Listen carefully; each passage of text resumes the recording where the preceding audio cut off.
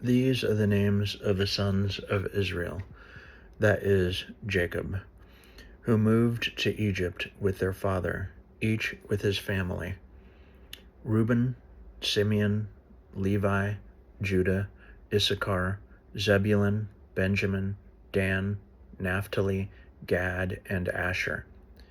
In all, Jacob had 70 descendants in Egypt. Okay, there's a note in this part. It says Dead Sea Scrolls and Greek version read 75, and it says see notes on Genesis 46:27. This is the New Living Translation. I'll start in this verse again. In all, Jacob had 70 descendants in Egypt, including Joseph, who was already there. In time, Joseph and all of his brothers died, ending that entire generation. But their descendants, the Israelites, had many children and grandchildren. In fact, they multiplied so greatly that they became extremely powerful and filled the land. Eventually, a new king came to power in Egypt who knew nothing about Joseph or what he had done. He said to his people, quote, "Look, the people of Israel now outnumber us and are stronger than we are. We must make a plan to keep them from growing even more. If we don't, and if war breaks out, they will join our enemies and fight against us. Then they will escape from the country," unquote. And the New Living Translation says, "or will take the country," unquote. So the Egyptians made the Israelites their slaves. They appointed brutal slave drivers over them, hoping to wear them down with crushing labor. They forced them to build the cities of Pithom and Ramses as supply centers for the king.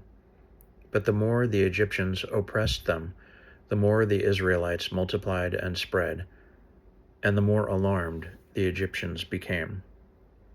So the Egyptians worked the people of Israel without mercy. They made their lives bitter, forcing them to mix mortar and make bricks and do all the work in the fields. They were ruthless in all their demands. Then Pharaoh, the king of Egypt, gave this order to the Hebrew midwives, Shiphrah and Puah, quote, "When you help the Hebrew women as they give birth, watch as they deliver." And it says, in Hebrew it says, "Look upon the two stones." So I'll just read this and you can look at it. It says, quote, "When you help the Hebrew women as they give birth, watch as they deliver." And in Hebrew it says, look upon the two stones. Perhaps the reference is to a birth stool. That's the end of that note. If the baby is a boy, kill him. If it is a girl, let her live, unquote. But because the midwives feared God, they refused to obey the king's orders. They allowed the boys to live too. So the king of Egypt called for the midwives, quote, "Why have you done this?" unquote, he demanded. Quote, "Why have you allowed the boys to live?" unquote. Quote, "The Hebrew women are not like the Egyptian women," unquote, the midwives replied. Quote, "They are more vigorous and have their babies so quickly that we cannot get there in time," unquote.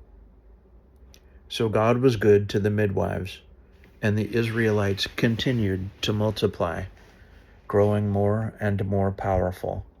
And because the midwives feared God, he gave them families of their own. Then Pharaoh gave this order to all his people, quote, "Throw every newborn Hebrew boy into the Nile River, but you may let the girls live," unquote.